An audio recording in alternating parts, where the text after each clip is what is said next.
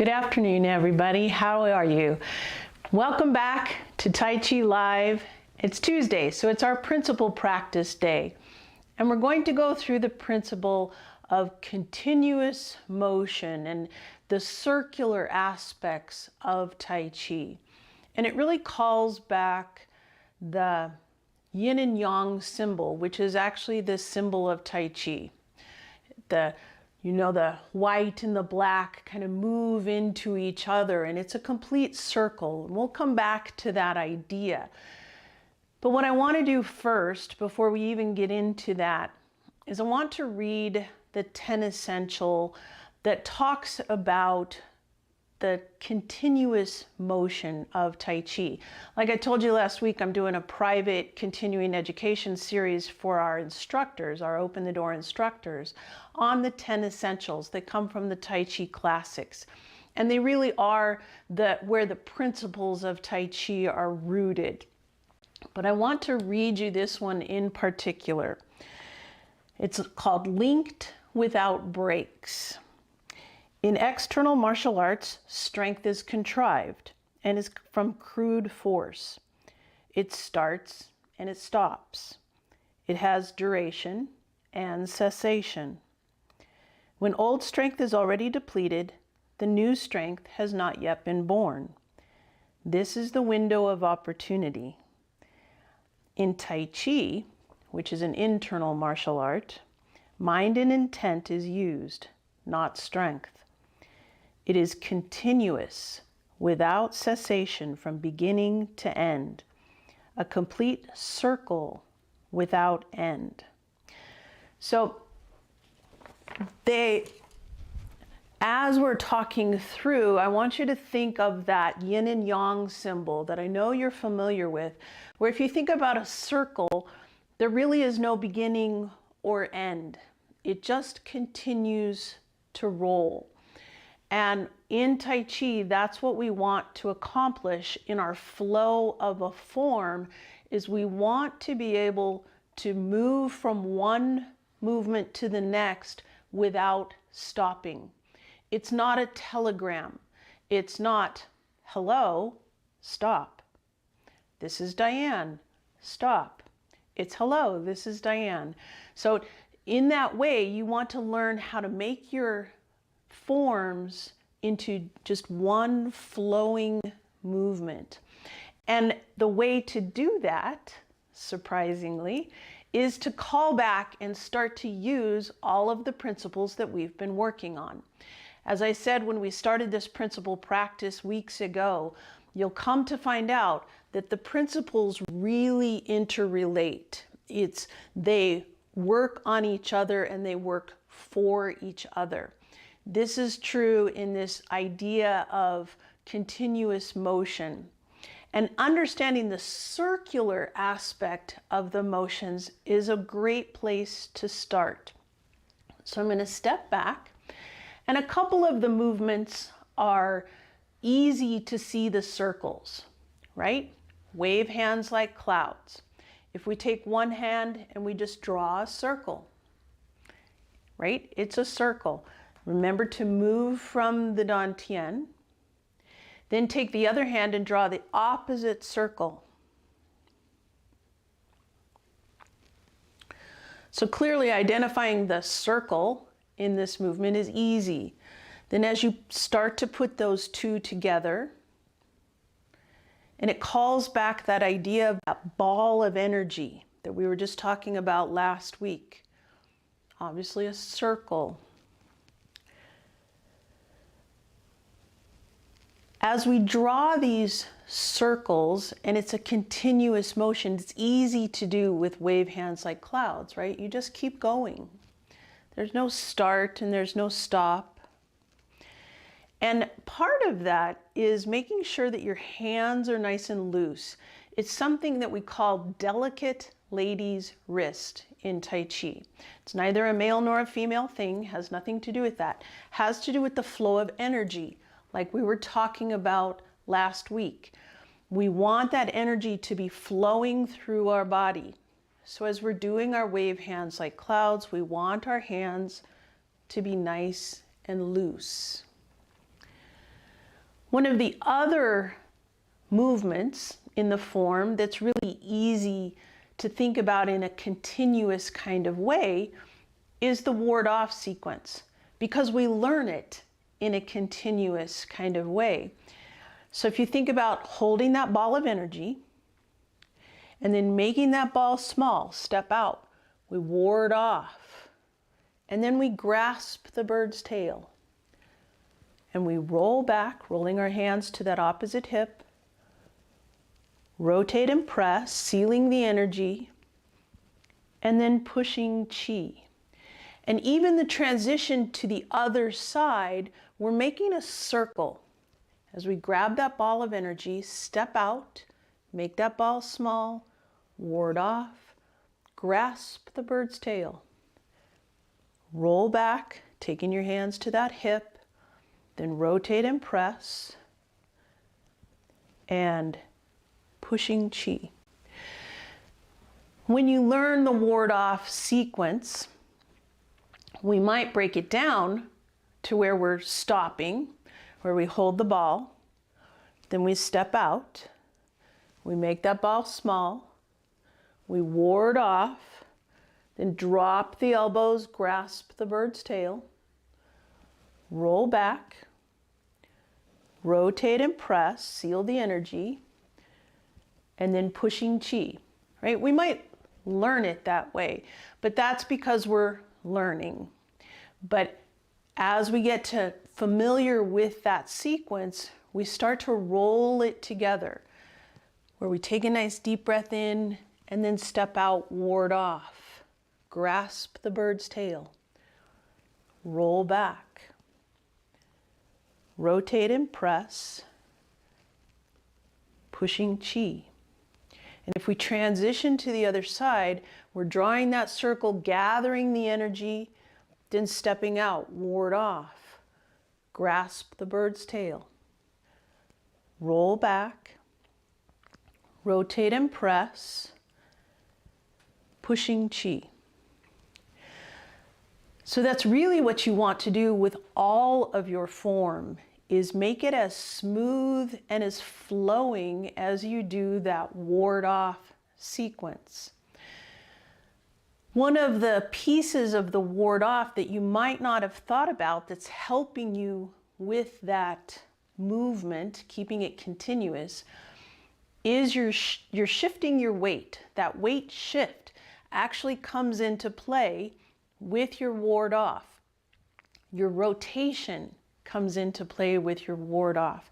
Your delicate lady's wrist comes into play. Holding that ball of energy comes into play. All of these principles are now going to come back to help you with your continuous motion. If you think about your pushing chi and think about a circular motion, right? It's like a wave going out to the ocean and then coming back onto the sand. There might be a little bit of a pause, but not much. That water just keeps flowing, right? And if you look at this pushing chi, I hope you can see kind of this ball, this circular motion as we do this. Let's try this on the other side. It's not a straight push and pull, push and pull. It's more of a circular motion as you let your hands float up and away, and then they come back. So it's really more of a circle. And sometimes in class, at my studio here in Denver, I'll say to my students, I wish that I could have gloves made that light up, kind of like, you know, those sticks that they sell at fairs, right? Or maybe like a sparkler, like a 4th of July. But we could turn out all the lights and we could do our Tai Chi with these gloves that have lights in them. And you'd be amazed if you could just imagine, even just close your eyes and see the circles. If everything was dark and only my hands were lit, you could see that circle. Think about that with the ward off. If my hands were just the only thing you could see, and you could see these circular motions as I go through that whole ward off sequence. It's almost like a figure eight in that sense, right? But still in that sense that it's continuous. And that's something that, you know, if there's an inventor out there, if you want to make those gloves for me, I'll buy them. But some of the movements are not quite so easy to see the circle and to think about, how do I make it continuous? Some of them feel a little bit more linear. They feel like you need to stop in some way. Let's look at brush knee. So if you're holding your ball of energy, you step forward, you brush this hand across, and this hand comes out. Okay, let's do that again. Holding the ball, step out with one foot, brush across, and you're basically hitting something. So in the external martial arts, like that 10 Essential read, you're doing it fast, okay? And there is a stop to that motion, right? You've expended your energy, and now you have to re-energize before you can do your next movement. Well, in Tai Chi, that's what I don't want you to be doing. I don't want you to brush knee, stop. Hold the ball, step out, brush knee, stop. It's tempting to do that because you feel like there's the end of that movement. But part of what helps you keep that motion going is understanding your substantial and your insubstantial, and incorporating the rotational component of that motion. I'm going to step back because I'm going to step towards the mirror with a few brush knees. If you're holding the ball here, you're using this rotation to come into that motion. Now you rock back and you're rotating, stepping forward, rotating into that motion. This rocking back and forth, almost like water flowing. It's like you're chi walking. And that's part of what's helping you keep that motion going. Understanding where your weight is at all times. Another motion that's very linear and might not feel very, like, where's the circular part of this motion, is your repulse the monkey, right? We talked about that big ball of energy. Well, there's part of that circle as you compress that energy, but you're stepping back. And it feels, if you think about it, very linear. And it also is very tempting in Repulse the Monkey to start, you're rooted and grounded, you're thinking about your ball of energy, you step back, and you want to go, ta-da, just like that. And you step back and you want to go, ta-da, but you don't want to do that. You want to keep the motion going as if it's water flowing, as if it were a complete circle and there's no beginning and no end. So with your Repulse the Monkey, I'm going to start over here. If you're here, you have your big ball of energy, thinking about that weight shifting. This is where that motion starts. The weight shifts to that back foot, and then it shifts to the back foot again.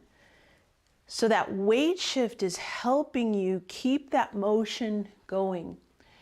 And if you notice, the delicate lady's wrist is also helping you keep that motion going. One of the other movements that is real tempting to start and stop is pick the needle up from the C bottom. Your weight is on one leg, the other leg is empty. You're going to have this hand just up protecting. The opposite hand of the foot that's empty comes up in a circle and points towards that hand. Then you're going to come up, and this is actually fanned through the back. So if we do that, pick the needle up from the C bottom, you have to start to notice where that ball of energy is and understand that circular motion. The weight is back. Then you're lowering yourself, raising yourself, and then that weight comes forward. Again, understanding your substantial and insubstantial is very important part of keeping that motion going. If we do it on the other side of our body, now this leg becomes empty. This hand is up protecting. Take that circular motion. Pick the needle up from the C bottom and fan through the back. Notice when I'm picking the needle up from the C bottom, I'm not actually touching the floor. I don't have to touch the C bottom, okay? Just think about keeping motion going gently. There's no stop. There's no start. Part of this transitioning from one to the next is part of keeping the motion going as well. We talked about that last week, where hold the ball might be a very simple movement, might be a transitional movement, but it's actually very important in your Tai Chi so that you're keeping that motion going. It's part of making that circle of motion happening, that flow in Tai Chi. Kicks might be something where, again, it's very tempting to, you bring your weight to one side, lift, kick, and you might want to go, ha, I want to stop because I have my balance. But you don't want to do that. If you think about water flowing from one side into the next, letting this leg become empty, then you can lift and kick. And then you're allowing that water to flow back. And it's not fast. It's a very slow flow. But that's how you're going to keep that motion going as you're kicking. And rotation, like I said, is also very important. We talked about that in our brush knee, how we use that rotation, that weight shift, rotating in. It's also important in your repulse the monkey. You're rotating, using that weight shift, using your delicate lady's wrist. Well, you're also using rotation in your deflect, intercept, and punch. This is a motion, again, that it's very tempting to go deflect, intercept, punch, and stop because you got your opponent. But that's not what you want to be doing. Remember, with your deflect, intercept, and punch, you have a fist. And that fist is open. It's not a tight fist. We want to keep our hands nice and loose. You have a fist at one side of your, whatever hand is in the fist, bring it to the opposite hip.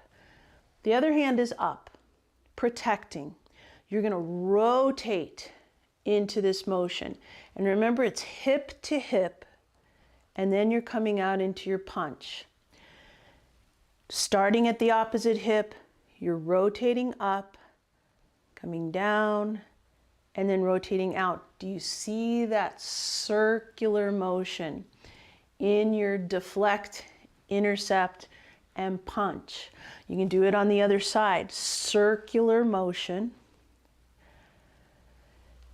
And again, it's slow and continuous.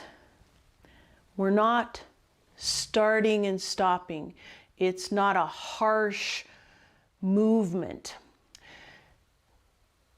When we do our flow of our movements on Friday, our 7 minutes of serenity, I specifically chose these motions that are kind of more difficult to do as far as seeing the circles in what we're doing and in seeing how to flow, because I wanted to challenge you to see if we can make this these harder movements, these more linear movements, make them more circular and put them into a flow of a form.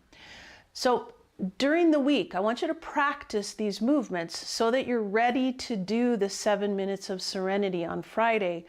And you can see how we put it all together, and it will flow just into one nice circle like the yin and yang. And I wanted to come back to that yin and yang circle, which is the Tai Chi symbol. The yin and the yang flow into one another. And once the motion starts, it doesn't stop. You don't find a place on that circle where it's all yin or where it's all yang, where one starts to ebb, the other's flowing, and then it reverses itself and it just flows back and forth. And that's why the Tai Chi, this is an important principle of Tai Chi, because this is the basis of the flow of the movements. We want this flow so that your body can tap into that parasympathetic system. This goes back to the benefits of Tai Chi. We don't do Tai Chi just to flow, right? We do it to get the benefits. And this soft, making our energy flow through our body without stopping is actually a very important piece of getting into that parasympathetic system, letting your body relax, helping lower your blood pressure. So I'm excited to do this form on Friday, this 7 minutes of serenity. I look forward to seeing you then. I don't know if we have any questions today. Okay, no questions. Remember that if you have questions, you can write them on the YouTube page. You can send me an email. And I do want to encourage you that we have open the door instructors all over the world. And if you're interested in finding one, email me, let me know. Being part of a class is a very important piece of continuing with your Tai Chi. And since we're talking about continuing motion, I definitely want you to continue with your Tai Chi. This is a good way to learn. I'm so glad we have the technology, but if you can connect with a local instructor, a local open the door instructor, that's where you're really going to start to get a lot of benefit from doing Tai Chi. So if we don't have any questions, thank you for joining me today, and I will see you on Friday. Bye-bye.